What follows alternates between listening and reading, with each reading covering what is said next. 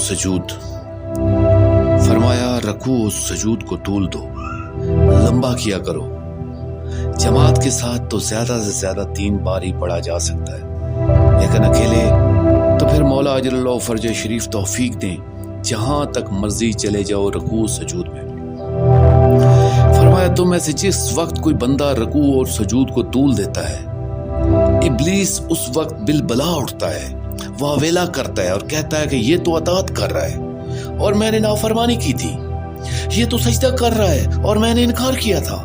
बानी मकसद सरकार दामिज़िल्लाहु ताला ने फरमाया कि बात एक समझने वाली तो है, मौला अजरुल्लाह फर्ज शरीफ तौफीक दे, उससे रकू और सजूद की कोई कमी तो नहीं थी। इब्लीस को परवरदिगार आलम का सजदा तो वो कर चुका था, 4000 साल तक उसने एक सजदा किया था और ये नमाज भी उसने शुरू की थी।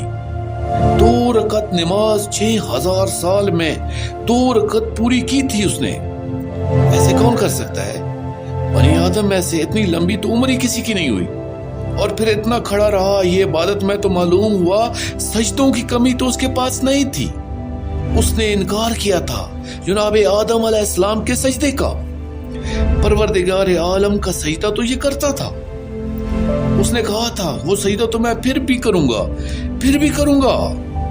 पानी मकसद सरकार दामिज़िल्लाहु ताला ने असल की जानब इशारा करते हुए फरमाया कि कोई बात और थी और असल में अब वही दुहाई दे रहा है कि हाय रे सजदा कि मैंने तेरा इनकार कर दिया था। इनकार परवरदिगार का इनकार उसने कब किया? उसका तो इकरार करता था।